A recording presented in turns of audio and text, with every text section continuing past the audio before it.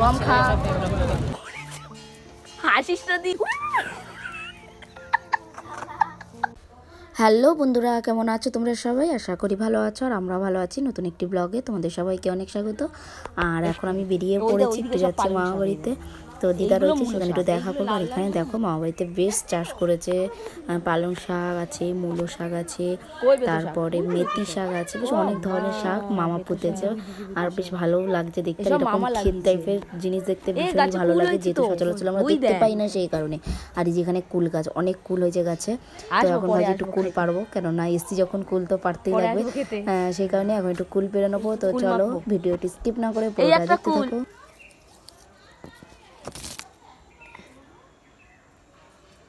পুরো পেকে গেছে, এই যে এই যে।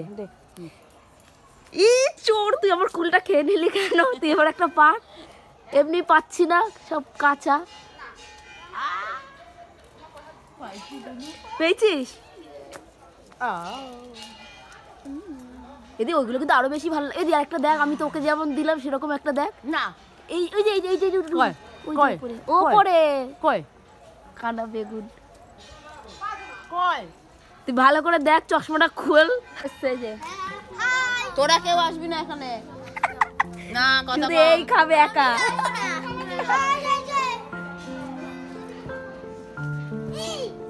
পেঁপে গাছও বেশ ফুল হয়েছে।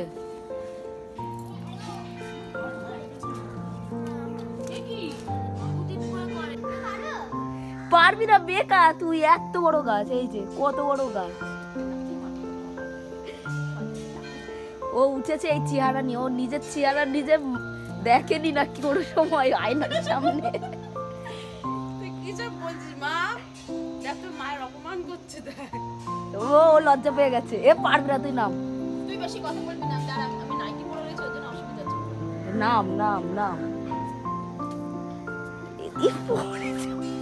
হাসিস না দি, উঠেছে।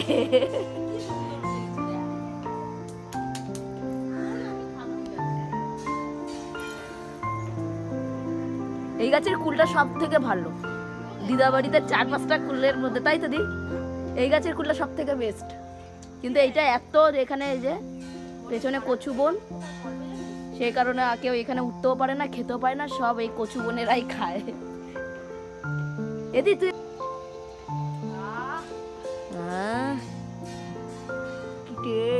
সত্যি কথা বলতে আগেকারের দিনগুলি আজকে বড্ড বেশি মনে পড়ে গেল। কেন বলো তো? আগে আমরা সবাই মিলে এরকম কুল গাছে উঠে কুল পাড়তাম, কত মজা করতাম। আর এখন সেগুলো কিছুই হয় না। কিন্তু আজকে আবার হচ্ছে যে দিদি গাছে উঠেছে, কত হাসাহাসি করছি, এই আর কি। আর যখন আগে আমরা কুল পাড়তাম, নিচে এরকম বড় প্যাকেট মানে কাগজ পেতে রাখতাম, যাতে যা কুল কাগজের ওপরে পড়বে। কেন আমাদের নিচে যেহেতু দেখতেই পাচ্ছ অনেক কচু গাছ, এবার ওখানে কুল পড়লে না একটা কুলও আমরা পেতাম না, সেই কারণে। আর কত হাসাহাসি করতাম। আর সেম আজকে সেই জিনিসটা হচ্ছে, অনেক মজা করছি। আর আগেকার কথাগুলো ভীষণ মনে পড়ে যাচ্ছে। আর দেখো এদিকে দিদি আর দিদির মেয়ে মিলে কুল পাচ্ছে, আর দিদার লাঠিটাও নিয়ে নিচ্ছে সাথে। আমার দিদা চলে এসছে। এর জুতো কই? যা, জুতোটা ফেলে দিল। এবার কে তুলবে? এখানে নোংরা।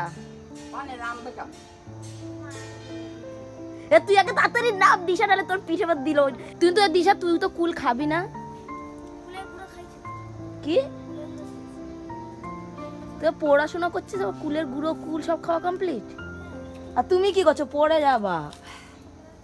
আমার দিদা চলে এসেছে, এত রোগা মানুষ গাছে উঠেছে সেটা দেখতে এসেছে।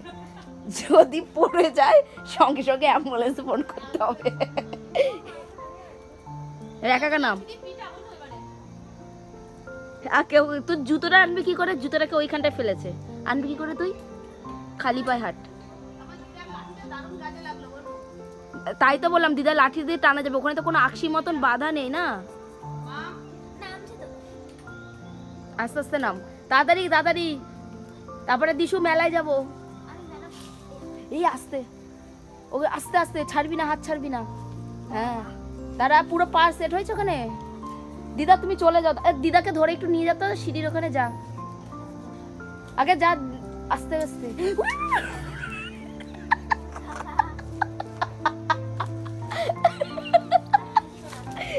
এই নারকেল গাছটা এখানে অনেকটা মধু হয়েছিল এক বছর। পুরো একদম গর্ত, এই দেখো। কিন্তু ভালো নারকেল হয়ে যাচ্ছে।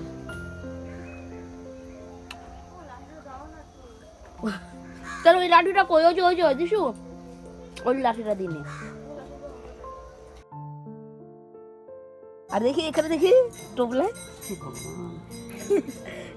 কি করে অনেক আছে। বলো কি করে শোনো। এখন আমরা রেডি হয়ে এসেছি, যাবো মেলাতে। আর সাথে যাবে দিদিও। তার আগে একটু কেনাকাটি আছে, আর এদিকে একটু লাঠি দেখাচ্ছি। তো চলো মেলায় গিয়েও তোমাদের সাথে আমার কথা। দিদা বাড়ি দিয়ে বাড়ি চলে আসার পরে সন্ধ্যাবেলা আবার রেডি হয়ে যে বেরিয়ে পড়লাম মেলায়। আর এখানে প্রত্যেক বছরই মেলা হয়। আর এসে দেখো কি পরিমাণের ভিড়, কি বলবো।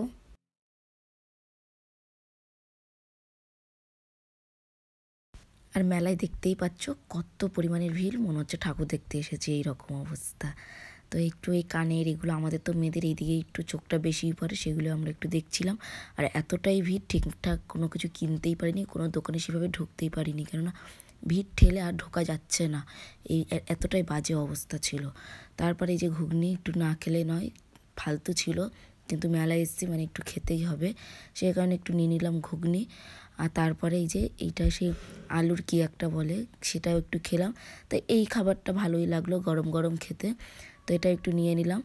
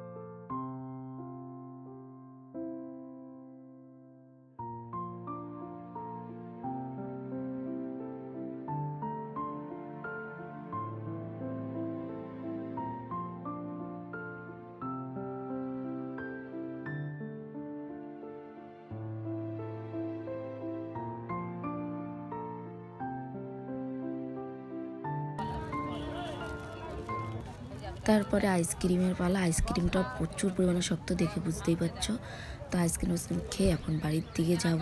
বেশিক্ষণ আর ছিলাম না, প্রচণ্ড ভিড় বলে তো বাড়ি চলে আসলাম। এসে একটুখানি ভাত ছিল, সেটাকে এইভাবে একটু ভেজে নিলাম। তো আজকের মতন ব্লগ এখানেই এন্ড করছি। Tata, good night.